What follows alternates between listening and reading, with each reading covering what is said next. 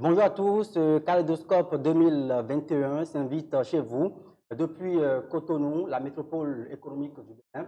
C'est déjà la deuxième édition de ce projet médiatique consacré au bilan annuel, mais aussi aux perspectives d'avenir. Le 11 avril 2021, les Béninois étaient aux urnes dans le cadre de l'élection présidentielle, élection organisée dans un contexte particulier marqué par des réformes avec trois duos différents, élection tout aussi particulière qui aura aussi propulsé le Bénin au bord du précipice entre crise de maturation de la démocratie et belligérance politique. Les quintes de tout qui ont ébranlé la cohésion nationale ont été vite maîtrisées et la République a survécu.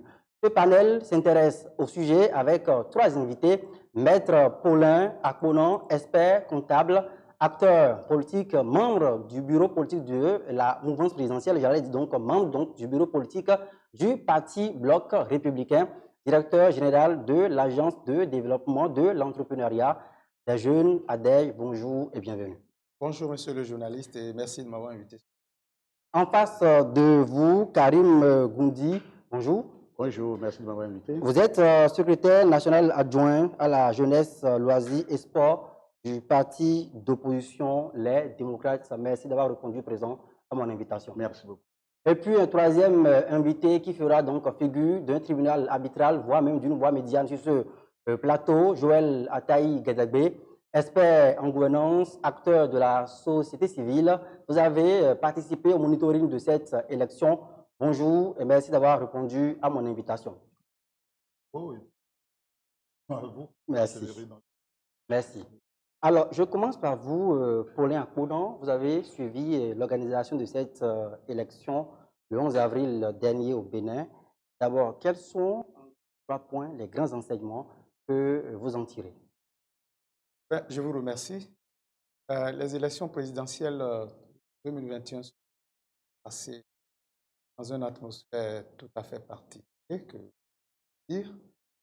Cependant, je peux dire que le Bénin a gagné en maturité, le Bénin a gagné en esprit de solidarité et en élan patriotique. Parce qu'au bout du rouleau, malgré tout, les élections se sont bien passées. Nous avons eu des résultats qui confirment d'ailleurs ce qu'on devait attendre de ces élections. Alors, Karim Goundi, veut dire frappe de fin pour le Parti démocrate qui a quand même voulu participer à ces élections. Votre duo n'a pu franchir les différentes étapes pour valider dans son ticket. Alors, quelles leçons vous tirez de ce scrutin, même si vous étiez absent? Oui, merci beaucoup. Comme je l'ai dit tout à l'heure, merci de m'avoir invité.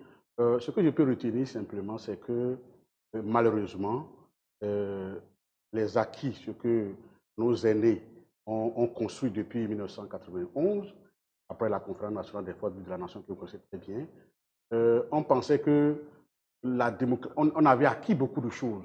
Malheureusement, on a vu en avril 2021 que vraiment tout peut s'écrouler et que même dans les autres pays, les opposants boycottent les élections.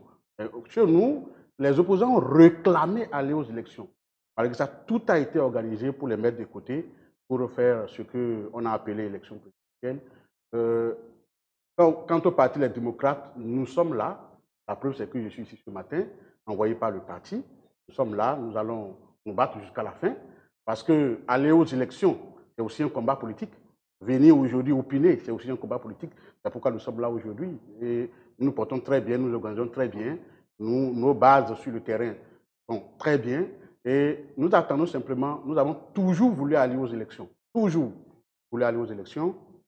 Et la preuve, c'est que vous avez vu que malgré tout ce qui a eu lieu, notre duo a été désigné et on a déposé nos dossiers à la Sénat, pensant que la sagesse allait venir pour que les entraves qui étaient mises sur notre chemin, sur le chemin de la démocratie béninoise, sur le chemin de l'avenir du Bénin, allaient se mettre de côté pour qu'on pense ensemble le développement du pays.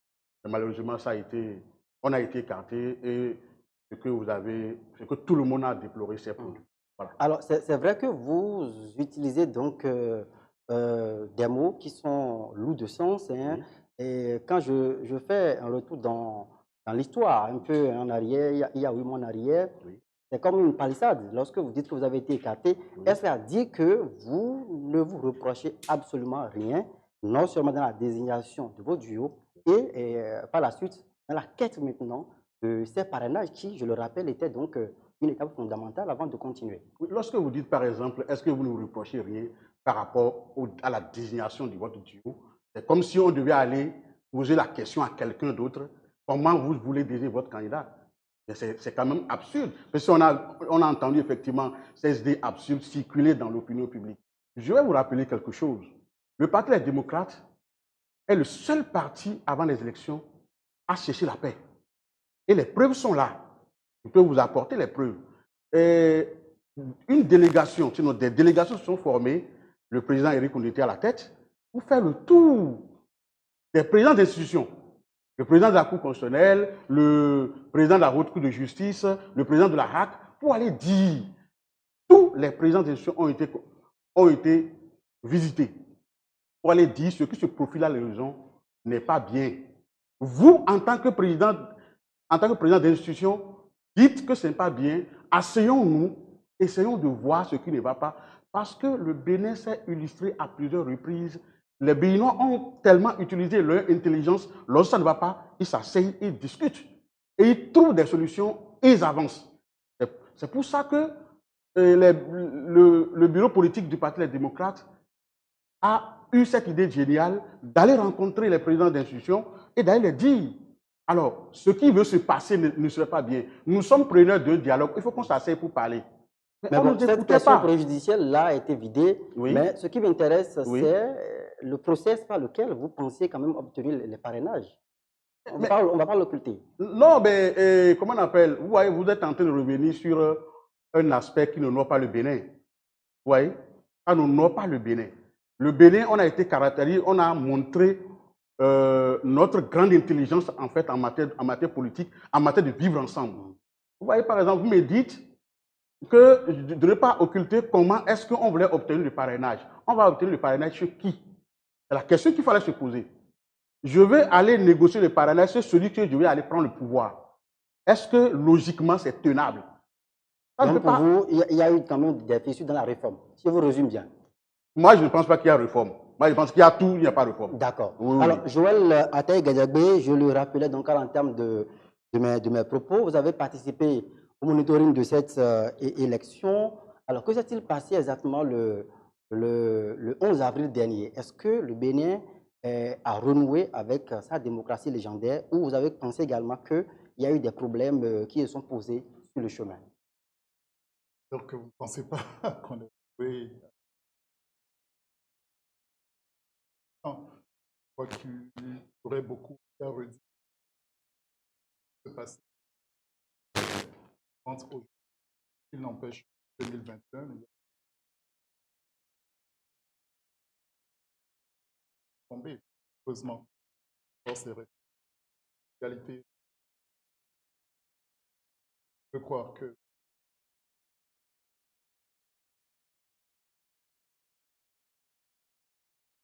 d'autres, à l'occasion de ces élections,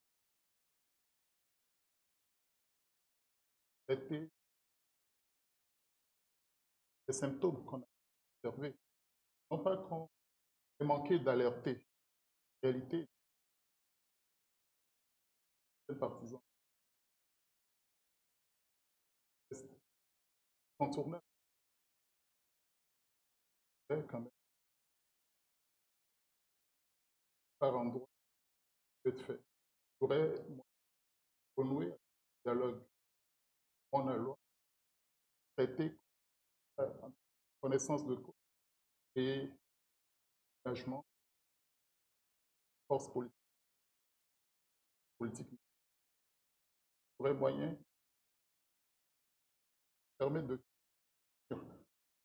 par miracle, connaissance de cause. Est-ce que vous avez eu l'impression que, oui, dans ce marché de démocratie dont nous parlons aujourd'hui, il y a eu un excès de la force d'une majorité mécanique sur une minorité qui réclamait quand même un minimum de considération? l'évidence, en fait.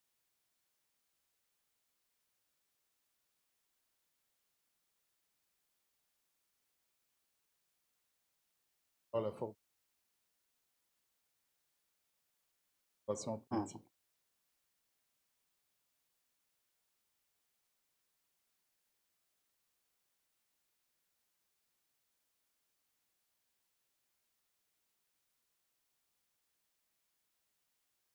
Possibilité. Pas de disposition.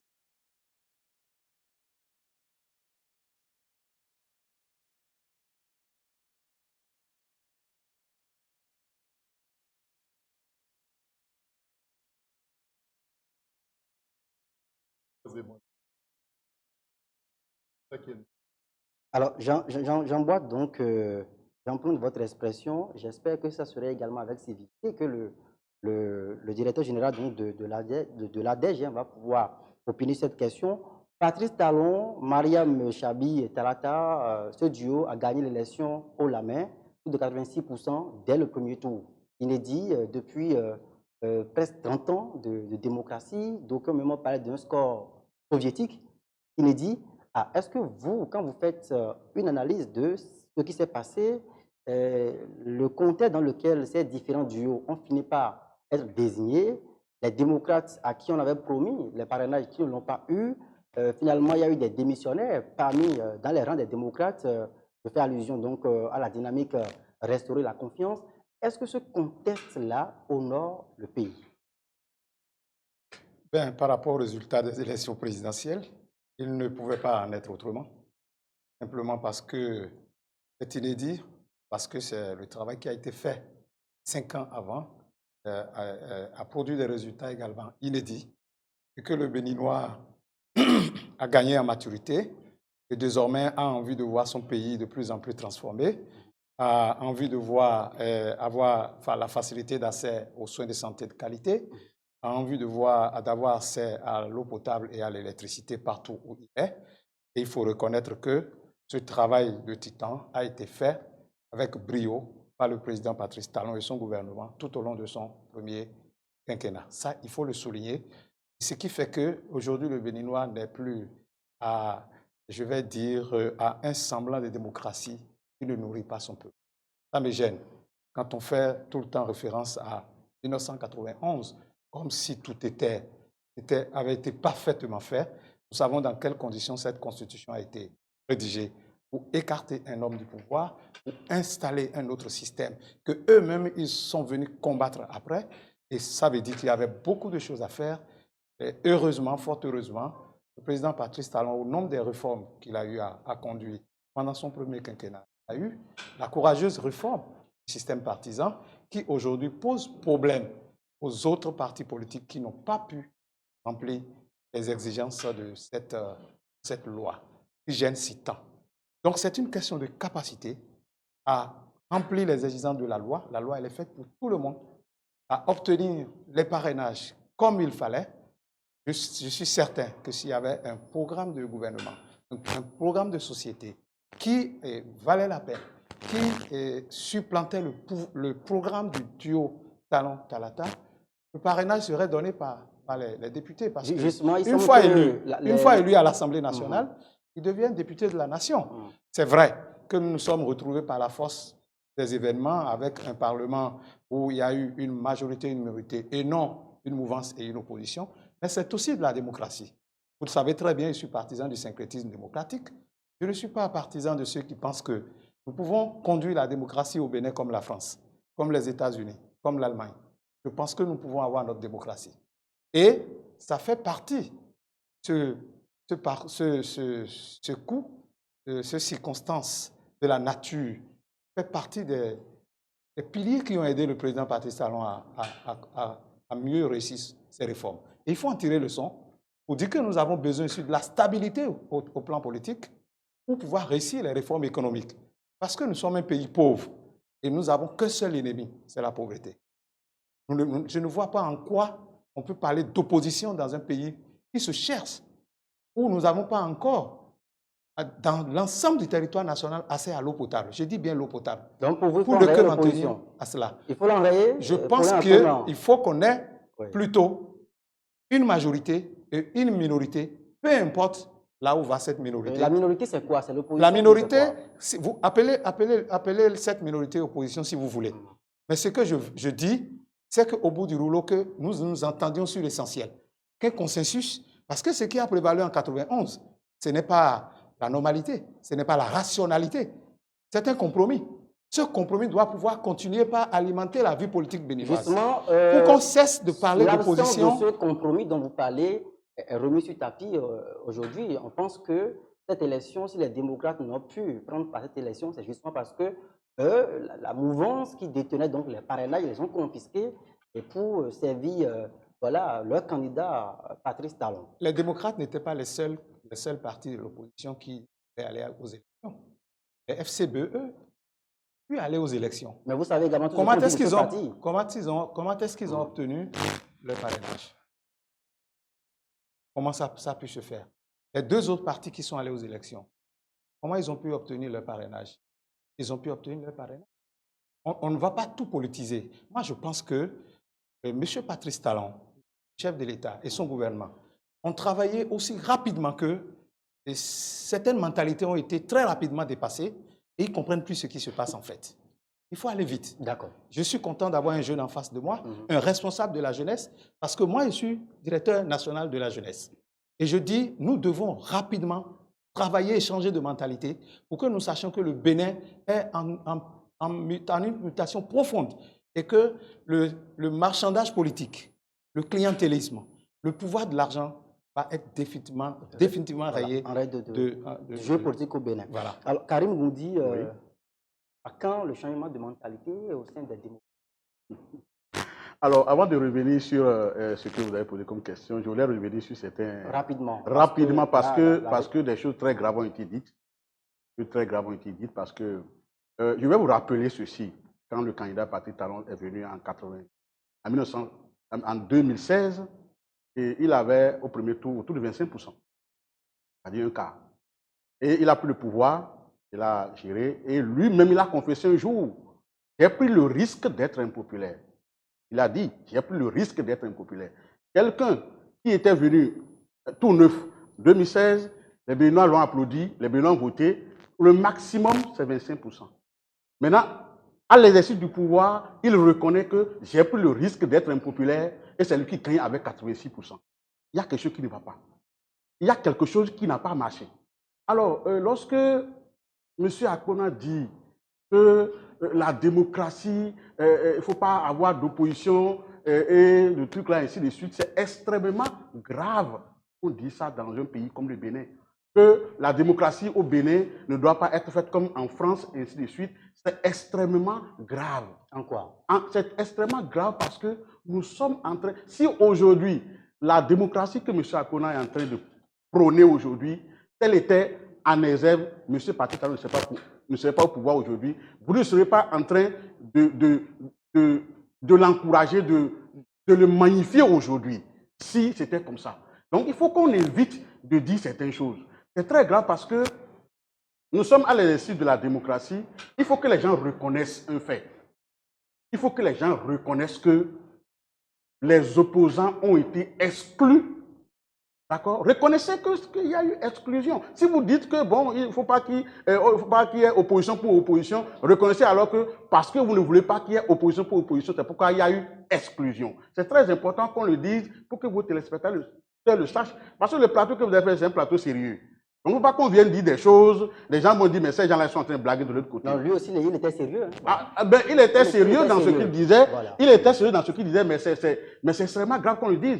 C'est extrêmement grave qu'on remette en cause ce qui s'est passé en 91. Qu'on dise qu'en 91, que vous le voulez ou non, c'est une référence dans notre histoire. C'est une référence. J'ai même entendu dire que ce qui a été organisé, ce qui a été appelé Assise nationale en 2019, bien en quelle année là? Oui, que c'est aussi sa valeur de conférence nationale. Ce n'est pas possible ça. Il ne faut pas qu'on aille jusqu'à ce niveau-là. Parce qu'à la conférence nationale, toutes les forces vives de la nation ont été convoquées. Il y avait problème. Et les gens ont fait taire leurs divergences pour que le Bénin puisse aller de l'avant. Il faut respecter ce fait-là. Et qu'aujourd'hui, que je vois que les gens ne respectent pas, ils font le contraire de ce qui avait été fait pour qu'il y ait consensus. Je vous rappelle que malgré que le PCB a combattu la révolution, après la conférence nationale, le PCB avait des élus. Donc c'est pour vous dire que nos aînés ont eu une grande intelligence et ont permis qu'il y ait un consensus pour que le Bénin puisse aller de l'avant. Et effectivement, le Bénin a pris le pas. Aujourd'hui, le Bénin est décrié de partout.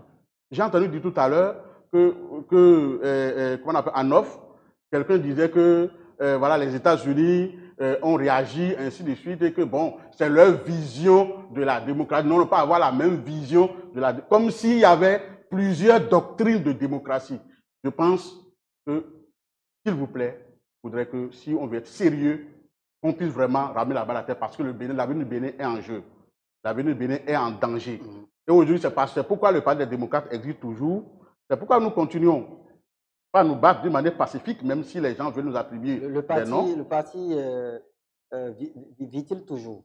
Exactement. Mais vous n'allez pas poser la question parce qu'on a notre récépissé, on est de l'opposition et on fait des activités sur le terrain. Parce qu'on a quand même observé, après l'absence à la présidentielle, on a quand même observé, voilà, un parti plus ou moins sclérosé, un parti timoré, plus ou moins libération. Mais vous savez pourquoi? Pourquoi? Parce que si le Parti des démocrates organise quelque chose, on va dire que c'est les terroristes qui ont organisé. Parce que n'oubliez pas que notre candidat est en prison et condamné pour 20 ans. Moi, je n'ai pas à me prononcer sur les décisions de justice parce que je ne suis pas un juge. Seulement, je retiens ceci. Je retiens ce que le professeur Robert Doussou a dit quand il était de l'autre côté. Je dis bien que je ne commande pas les décisions de justice. Il dit qu'il n'y avait pas de preuves. C'est ce qu'il a dit, il n'y avait pas de preuves. Qu'est-ce qui sert d'avoir alors des avocats? Lorsqu'on est dans une démocratie et qu'un avocat dise, après un procès, qu'est-ce que sert d'avoir un avocat? C'est que le pays doit se poser des questions et on doit reprendre. Joël Latey-Guédébé, vous avez suivi hein, le représentant du Parti Bloc républicain, le représentant du Parti les démocrates. Décidément, j'ai l'impression que le consensus dont vous parlez n'est pas pour demain. Parce que c'est un minimum de clarification à faire autour de la démocratie, de l'organisation de ces élections. On ne s'entend pas. La part de vérité. Le consensus ne saurait signifier quelque chose. C'est la volonté de participer au débat public, pas compris. Certes, avec différentes. On va peut-être mettre à sa porte faire un peu important de parler de s'entendre, de comprendre, s'accorder même sur les divergences. Mais comment on fait pour sortir donc de cet engrenage? Il n'y a rien qui puisse passer, ma foi, des êtres humains pour redécouvrir ça tout. Parler de ça, mais on parle de frère. Chef de vie. Pour autant, pas sans.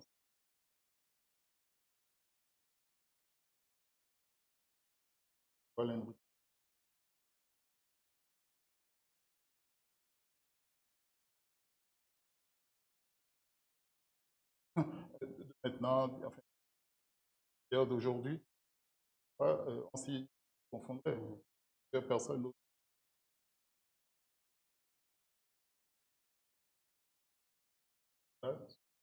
Alors, selon vous, quels sont les acteurs qui doivent, quels sont les acteurs qui doivent impulser ou porter ce dialogue? Non, c'est eux, d'abord. Il n'y a pas de leader? Parce que ces derniers mois, la critique qui est faite donc au Bénin, c'est que nous sommes peut-être en crise de personnes morales, de leaders véritablement, pour porter ce dialogue. Nous en aurons toujours besoin. L'Afrique du Sud est désormais orpheline. L'Afrique du Sud va disparaître. Chaque pays de faire sa mission, d'assumer. Non. Donc, à un moment donné de l'histoire de chaque et répondre à l'appel de leur pays et les faire un pas de plus, consolider, pas au-dessus de leurs moyens, on fait l'effort, hein, sur les... Il y a quelques mois, Quelques quelques mois plus années, tôt. l'évolution qui est notable, il faut les en féliciter. J'ai entré dans le cadre et à poser les problèmes. Puis, leur contenteur de l'autre côté, je appelle l'UP, voire leurs collègues de l'opposition, à y apporter leur bémol. Pas que on peut divertir, que s'enrichir. Critique. En cela, j'oserais dire très rapidement. Et qui n'est pas, qui ne vit pas. C'est pareil. Monde médiatique, dans un monde médiatique, qui permettent l'empoisonnement. Évoquer la population s'y retrouve pas par telle autre personne. Donc, la classe politique a une responsabilité dans du politique. Il ne peut pas être politique. Un parti politique qui concourt à l'expression du suffrage est désirable des populations, des électeurs, et que moi j'ai envie de militer ce parti-là. Il n'y a pas de raison que je me dehors. Mieux que ça, et en attendant que leurs champions, que ce soit le président, d'autres qui sont pas présents, pas se résumer à eux. En passe. On partir du pouvoir pour certains, la vie s'agira de régler le problème. Chacun d'entre nous, il faut s'assumer et il faut déjà commencer à parler et à imaginer les voies et moyens d'avancer de pas suivant. Pas que je peur bizarrement que le Bénin ne dispose pas d'un cadre de concertation politique. Il ne faut pas attendre d'être en crise politique avant de songer à des personnalités morales ou c'est quoi d'autre. D'ailleurs, à propos de personnalités de force morale, on a vu beaucoup de compromettre. Oui. Donc, tout n'est pas de se revendiquer, d'être dans cette posture, pour habiter la fonction. D'accord. Alors, nous avons encore quelques 5 minutes à passer ensemble. Colin, Kenny et Apollon, décidément, l'hybridation de la démocratie à laquelle vous faites allusion ne pourrait pas emmener le Bénin à bord. Est-ce que dans le contexte actuel, puisque Patrice Talon a rempilé, il a entamé dans son second mandat, est-ce qu'il ne faut pas penser effectivement à ce genre de cadre de concertation pour pouvoir décrisper l'atmosphère et aller maintenant au développement que vous souhaitez et vous travaillez également pour l'emploi des jeunes? Avant de répondre à votre question, j'aimerais quand même rappeler qu'il y a des pays comme l'Afrique du Sud, où l'ANC est au pouvoir depuis que l'apartheid est passé jusqu'à ce jour. Je voulais aussi citer le cas du Botswana, où les conservateurs sont restés au pouvoir depuis l'indépendance jusqu'à ce jour. Et donc, c'est des pays dans lesquels la démocratie est quand même très avancée. On peut saluer qu'il y a toujours alternance au niveau de ces pays, comme il y en a eu toujours au Bénin, mais où il y a une stabilité à la tête, un système de gouvernance est resté au pouvoir sur des décennies. C'est ce qui explique les performances économiques de ces pays-là. C'est ce que je mets dans le syncrétisme démocratique. Je ne dis pas qu'il ne faut pas qu'il y ait une opposition. Mais dès que les élections sont terminées et que quelqu'un a gagné les élections, il représente la majorité et que ceux qui ont perdu se transforment en une minorité pour accompagner quand même ceux qui sont au pouvoir afin que nous luttions ensemble contre notre ennemi commun qu'est la pauvreté. C'est ce que je voulais dire. C'est très important de comprendre cela, que de passer tout le temps à nous chanter démocratie comme s'il n'y avait que ça pour développer un pays. Quand on est un pays démocratique et qu'on n'a pas un bon système de gouvernance politique et économique, on passerait à côté de l'essentiel. Le président Patrice Talon est venu au pouvoir avec un programme d'action de gouvernement en 2016. Aujourd'hui, le nouveau programme, le PAG2, reprend les mêmes piliers et va vers les renforcements et l'amélioration. C'est de cela qu'il s'agit. On ne peut pas à tout moment nous inscrire dans un éternel recommencement pour ne pas donner satisfaction à notre peuple. Merci à vous. Donc, le cadre de concertation auquel vous faites allusion, je crois que, je réitère, comme il a dit, que le dialogue politique est bien une autre conférence nationale, et même au-delà, parce que ça s'est fait dans un cadre beaucoup plus légal Merci. et beaucoup plus national. Alors, 30 secondes, M. Karim. Oui. On est tenu par le temps. Oui, bien sûr. Voilà, 30 secondes maximum. Alors, mon mot de fin, c'est ça? Allez, rapidement. Ok, d'accord. Moi, je dis d'abord bonne année à vous, à votre équipe, à vos techniciens, à tout le monde. Je souhaite que 2022 soit une année où la sagesse revienne à ceux que ça doit revenir pour qu'on puisse vraiment avancer, que tout le monde puisse être pris en compte dans la gestion du pays. On peut gérer le pays en étant de l'opposition. Hein. On ne veut pas gérer le pays en étant nommé. La preuve, c'est que les démocrates ont fait une session pour dire qu'ils sont de l'opposition. Ça veut dire qu'ils n'attendent rien d'une nomination. Voilà, donc, ça veut dire une formalisation donc, de votre statut. Oui, Merci. bien sûr, bien sûr. Joël Ategadagui.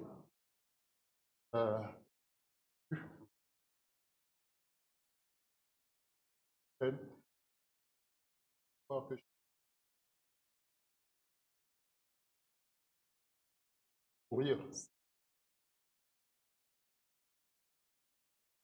Pas la majorité de ceux que soit ici. Donc la question commune, le défi de nos travail pour nos frontières.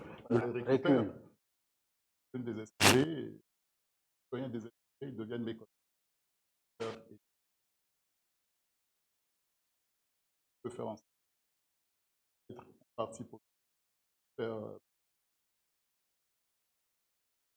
et réellement un développement. Merci. Merci à vous, Joël Ataï Gadagui. Je rappelle que vous êtes expert en gouvernance, acteur de la société civile. Vous avez donc participé au monitoring donc, de cette élection organisée le 11 avril dernier au Bénin. Merci à vous. Paulin Akpona, expert comptable, vous êtes membre du bureau politique du parti de la mouvance Bloc républicain. Merci d'être passé opiné sur notre plateau. Et puis enfin, Karim Goudi, secrétaire national adjoint à la jeunesse, loisirs et sport du parti d'opposition, les démocrates. Merci pour la disponibilité. Alors, c'est la fin de cette première partie de ce panel, le duel du réveillon. On se retrouve tout juste derrière, après une courte pause pour la deuxième partie, toujours dans le cadre de ce panel, le duel du réveillon. À très vite.